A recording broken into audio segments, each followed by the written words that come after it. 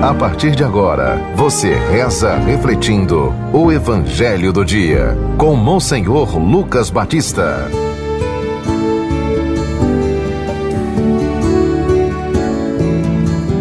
O Senhor esteja convosco. Proclamação do Evangelho de Nosso Senhor Jesus Cristo, segundo São Marcos, capítulo 6, do versículo 7 ao 13. Naquele tempo, Jesus chamou os 12 e começou a enviá-los 2 a 2, dando-lhes poder sobre os espíritos impuros. Recomendou-lhes que não levassem nada para o caminho, a não ser um cajado, nem pão, nem sacola, nem dinheiro na cintura. Mandou que andasse de sandálias e que não levassem 2 túnicas. E Jesus disse ainda: quando entrardes numa casa, ficai ali até a vossa partida. Se em algum lugar não vos receberem, nem quiserem vos escutar, quando sairdes, sacudi a poeira dos pés, como testemunho contra elas. Então os 12 partiram e pregaram que todos se convertessem. Expulsavam muitos demônios e curavam numerosos doentes, ungindo-os com óleo. Palavra da salvação. Meus irmãos ouvintes da 91.9, nossos seguidores do YouTube e do Instagram. O Evangelho de hoje narra o envio dos apóstolos. Nós temos nos Evangelhos, tanto São Mateus como São Lucas, 2 tipos de envios. Os 72 discípulos, que nós ouvimos já refletimos, e os 12 apóstolos. Jesus envia 2 a 2 à sua frente, a todo lugar onde ele devia ir, numa espécie de experiência para anunciar a boa nova, que é o Evangelho, continuar a missão de Jesus, com a mesma autoridade que Jesus tinha. Jesus passou para os apóstolos.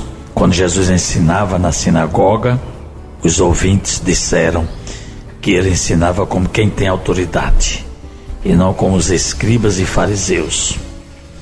Autoridade aqui não é quem assume um cargo de comando e às vezes para dominar, mas é quem está a serviço de Deus, a serviço do Evangelho.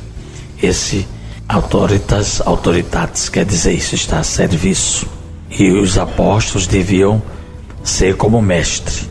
Jesus veio para servir e não ser servido. Jesus mesmo disse a eles na última ceia: vocês me chamam mestre e senhor, e eu sou, mas eu quero lavar os pés de vocês. Então Jesus tinha essa consciência de mestre, porque ele ensinava aquilo que o Pai pediu para ele transmitir, a boa nova, e ao mesmo tempo ele era Senhor, era Deus. Os apóstolos vão continuar essa missão de Jesus, seguindo o seu exemplo. Por isso que Jesus faz umas exigências. A missão deve continuar, a obra de libertação de Jesus.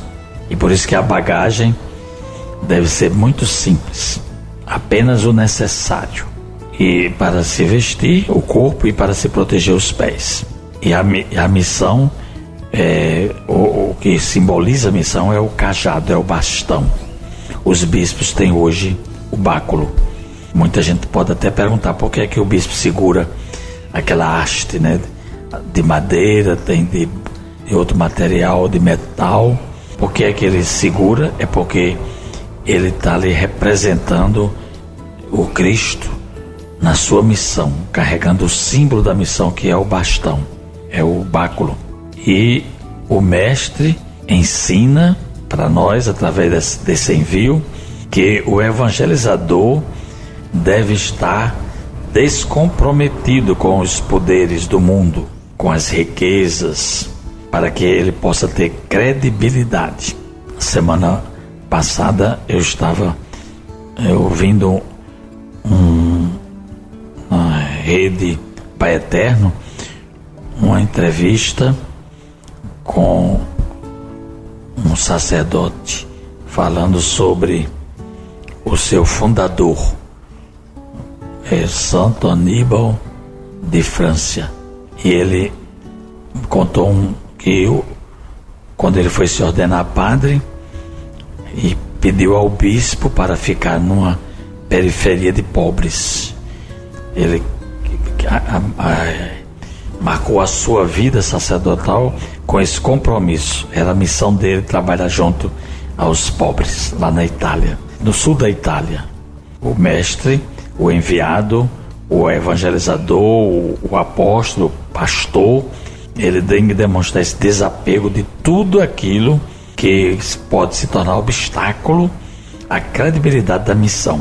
E a riqueza, ela não é um mal em si, mas muitas vezes ela gera segurança, né? E faz com que a pessoa crie um espírito de rico, como a gente diz, né? Querer dominar o outro e nem olhar para o pobre, faz uma espécie de discriminação. Por isso que a riqueza não é um bem em si, nesse sentido de ajudar na evangelização. Ela pode ser um empecilho, principalmente em ambientes simples e pobres. Nós temos que ter muito cuidado com isso. Às vezes a Igreja Católica é criticada pela riqueza, pelos bens que foi conquistando nesses 2000 anos, mas são bens econômicos que são patrimônio da humanidade já. Então nós não podemos destruir. Eles têm que ficar porque faz parte da arte e da história, não é, da Igreja. Mas os apóstolos, os missionários, eles pregam na pobreza e devem confiar na providência divina. Não se pode deixar levar pela ganância. E por isso a gente tem que se desprender. Não faltará nada. O necessário para a sobrevivência sempre vem. Jesus nos convida a segui-lo da mesma forma, com essa disponibilidade e com esse desprendimento. Nós vamos, portanto, ver aqui hoje que a igreja faz a memória de São Brás. Ele foi médico e bispo na Turquia e chegou a dizer para os seus adversários, né, que perseguiram a ele, e até por isso que ele foi martirizado. Ele disse: sede benditos vós me trazeis uma boa nova, que Jesus Cristo quer que o meu corpo seja imolado como hóstia de louvor. E assim ele se entregou ao martírio. Eu quero concluir, todos vocês que estão me escutando agora, nós estamos diante dessa pandemia, com as dificuldades da gripe, né, da influenza, da garganta. Então hoje São Brás é o protetor da garganta, ele faz a bênção para as nossas gargantas. Eu vou pedir aqui a intercessão de São Brás, dizendo: por intercessão de São Brás, bispo e mártir, livre-te, Deus, do mal da garganta e de qualquer outra doença, de um modo especial dessa pandemia e dessa influença. Em nome do Pai, e do Filho, e do Espírito Santo. Amém. Acabamos de ouvir o Evangelho de São Marcos, capítulo 6, versículo 7 a 13. Você ouviu o Evangelho do Dia, com Monsenhor Lucas Batista.